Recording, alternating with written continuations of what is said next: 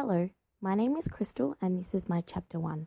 Jenny and I are undertaking our project at Nexus Primary Health. Nexus is a local community health service centre with location sites at Broadford, Wallan, Seymour and Kinglake. Nexus provides primary health information and person-centred services covering the communities of Mitchell, Murrurundi, Greater Shepparton and Strathbogie Shires. Nexus has quite a small organisational structure compared to other larger organisations such as the Royal Melbourne Hospital. The CEO, HR and Finance are all positioned at the main centre in Broadford. However, Wallan is expected to expand and host these in the future. The Nexus team provides support, counselling, medical and allied health services. Our project is part of the Diabetes Diversion Project led by Nexus and partners, DPV Health, President's Health Service, Hume Whittlesea PCP and local councils. Meet the dietetics team.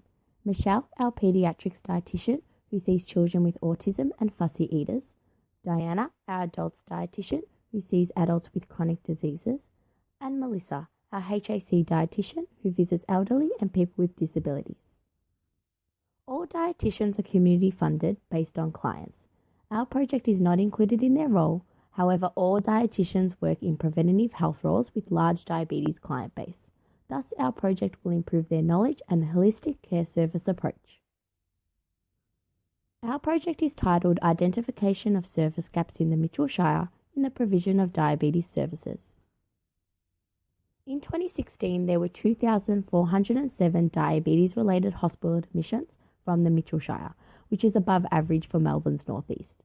The project aims to reduce hospital admission rates at Kilmore and Northern for diabetes-related complications, as well as to improve diabetes management in the community. Thus, our project focuses on mapping and gaining client perspectives of diabetes services available in the Mitchell Shire. Here is our project goal and objective. And these are our strategies. Strategy 1 will be achieved in week 2, where we'll be mapping all diabetes services available in the Mitchell Shire. Strategy 2 will be accomplished in week 3, when we'll arrange communication with focus groups. These strategies link to the project rationale as improving knowledge, access and experience with diabetes services will improve future diabetes management in the community to reduce hospital admission rates. Here's our project timeline. This week we identified all diabetes services available in the Mitchell Shire and developed a questionnaire for our focus groups. Week 2 is the most crucial as we need to organise our focus groups, arranging dates, times, numbers and catering. Or else in week 3 we'll have no focus groups, which is the main purpose of our project. Surface mapping in week 2 is also important as strengths and gaps can be identified. In weeks 4 and 5 we'll complete the needs assessment and present our findings to Nexus. Our project focuses on completing the needs assessment and planning stages of the project management cycle. The needs assessment is program focused. I will report on best practice evidence from literature reviews, population and community data such as Mitchell Shire demographics, type 2 diabetes statistics and the social determinants of health. I will also discuss the 4 types of needs. This will form the problem identification and prioritisation as barriers, enablers and resources are highlighted to justify the program rationale. The target community group is adults living with type 2 diabetes in the Mitchell Shire. In the planning section, I will report on the program goal, objectives and strategies previously covered in this video. The implementation section will detail the project methodology, what we did for each strategy. This may include contacting and mapping services, conducting a gaps analysis, focus groups arrangements and developing questionnaires. A timeline may be useful.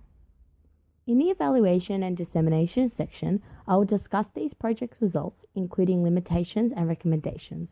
I will also plan the evaluation process, discussing how the program could be evaluated in the future. For example, use of pre- and post-implementation focus group questionnaires to determine project success. The social determinants of health, socioeconomic status, employment, residential environment, and inclusion in the community all affect the ability of diabetes patients to access services. Thus, this will form our needs assessment. The communication theory. These strategies will be applied in implementation to ensure information is conveyed effectively during focus groups. For example, adapting to non-verbal cues such as body language to ensure groups feel comfortable with sharing opinions and experiences. Client-centered care. Adopted across all stages, it is the main focus of our project. Focus groups will allow clients to be involved in the decision-making process, communicating their needs effectively. These will then be considered for future recommendations to ensure a more client-centered approach. Thank you.